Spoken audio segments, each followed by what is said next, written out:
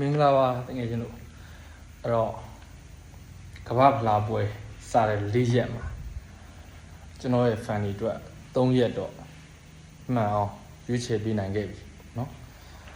မနေ့ကလည်းဂျာမနီပွဲကိုကျွန်တော်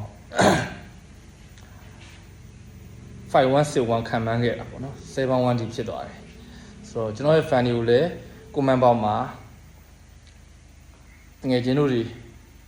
အနေနဲ့ရော9ရလက်ကိုဂျာမနီနဲ့ပတ်သက်လို့ပေါ့နော်9ရလက်ကိုဘယ်နှကူခံမှန်းလဲဆိုပြီးတော့မှကျွန်တော်တကယ်ချင်းတို့ရဲ့ comment လေးတွေလည်းတစ်ချက်တကယ်ချင်းတို့ရဲ့ထင်မြင်ယူဆချက်လေးတွေပါကြည့်ကျင်လို့ပါသိကျင်လို့ပါဆိုပြီးမှန်ခိုင်းခဲ့တဲ့အပေါ်မှာတော့ဘယ်လိုပြောရမလဲမစိုးပါဘူးเนาะတချို့2စီ3စီမှန်တဲ့လူတွေရှိပါတယ်ဒါပေမဲ့ကျွန်တော် fan တွေတော်တော်များများကတော့ကူရာကာကိုဂိုးမပေးဘူးเนาะကူရာကာကိုဂိုးမပေးဘူး5စီ6စီ7စီဒါမျိုးခံမှန်းထားတယ်လို့တွေ့ရပါတယ်ကျွန်တော်ကတော့မနေ့ည live play ခဏလွှင့်လိုက်သေးတယ်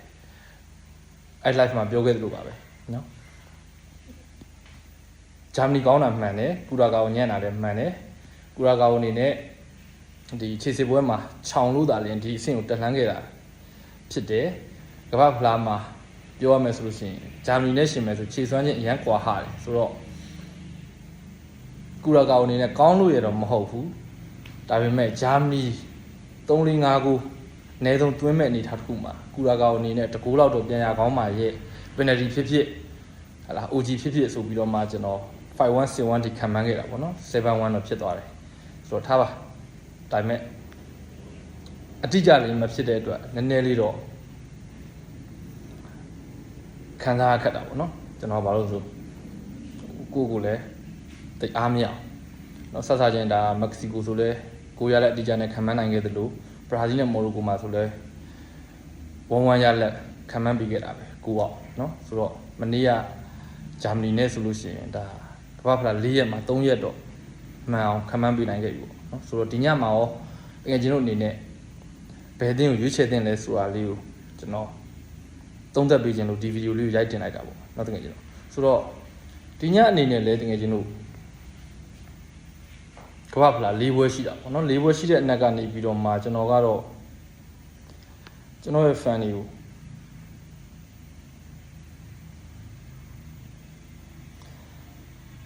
ညတနားရီပွဲမှာကန်မဲ့ဘယ်လ်ဂျီယံနဲ့အီဂျစ်ပွဲမှာကျွန်တော်ဘယ်လ်ဂျီယံကိုရွေးချယ်ပေးခြင်းပါတယ်နော်ဘယ်လ်ဂျီယံကြိုက်ပါတယ်ဆိုတော့အီဂျစ်အနေနဲ့ကမကောင်းမို့ကောင်းပါတယ်ဒါပေမဲ့အားထားမဲ့ကစားသမားဟာမနှက်စစားမရှိဘူးเนาะကျွန်တော် fan တွေလည်းအတီးပဲဆိုတော့နောက်ပြီးတော့ကမ္ဘာဖလားတက်လာတဲ့အနေအထားတစ်ခုမှာကမနေ့ကကူရာကာလို့ပြောရမယ်ဆိုလို့ရှိရင်ခြေစစ်ပွဲမှာအုပ်စုရမ်းချောင်တယ်လို့ပြောရမှာပေါ့နော်ဆိုတော့အဲ့အနေအထားတစ်ခုမှာအုပ်စုပုံနဲ့အီဂျစ်က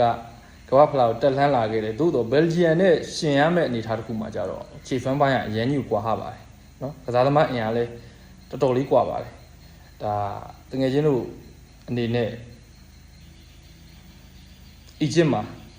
လက်ရှိကလပ်အသင်းကြီးမှာကန်နေတဲ့ကစားသမားဆိုလို့ကျွန်တော်ကြည့်တော့2ယောက်ပဲတွေ့တယ်မာမော့စ်နဲ့ဆာလက်နဲ့เนาะမန်စီးတီးနဲ့လီဗာပူးမှာကစားနေတဲ့ကစားသမား2ယောက်เนาะဘယ်လ်ဂျီယံအနေနဲ့ဆိုလို့ရှိရင်ကစားသမားအင်အားအများကြီးတောင်းတင်းတယ်နောက်တစ်ချက်အဲ့ဒါပါလဲဆိုတော့အရေးကြီးဆုံးချက်ကတော့ဂိုးသမားเนาะကမ္ဘာဖလားမှာကျွန်တော်ကဂိုးသမားတွေပါအားထားပြီးကြည့်တယ်တကယ်ချင်းတို့ဂိုးသမား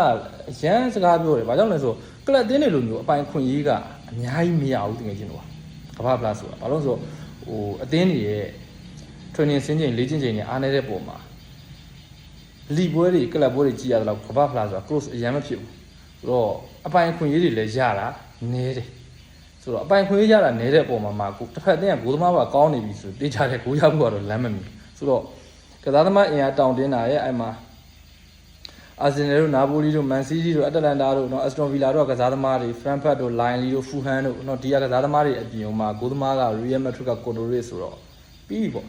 နော်ဆိုတော့မိနစ်90အတွင်းအနိုင်တကူကတော့ဖြစ်မယ်လို့ယူဆပါတယ်ဆိုတော့ဘယ်လ်ဂျီယံနဲ့ပတ်သက်လို့ကတော့9ရလက်အပြင်ကတော့မိနစ်90အတွင်းအောက်ထစ်အနိုင်တကူကတော့ဖြစ်မယ်လို့ကျွန်တော်တို့ယူဆပါတယ်9ရလက်အပြင်ခံမှန်းမယ်ဆိုရင်တော့2စီ3-1ဒီလိုရလက်မျိုးထွက်သွားမယ်လို့ယူဆပါတယ်ဆိုတော့တကယ်ကျွန်တော်အနေနဲ့ရောဒီဘယ်လ်ဂျီယံပွဲကို9ရလက်အပြင်ဘယ်နှကူခံမှန်းတယ်လဲ comment box မှာတစ်ချက်လောက်ဝင်ရောက်ဆွေးနွေးပေးကြပါနော်တကယ်ချင်းတို့ခံမှန်းချက်လေးကိုလည်းကျွန်တော်တစ်ချက်ကြည့်ချင်လို့ပါ okay အဲ့ဒါဒါပဲတော့တကယ်ဘိုင်ဘိုင်နောက်မှတွေ့ကြပါပေါ့နော်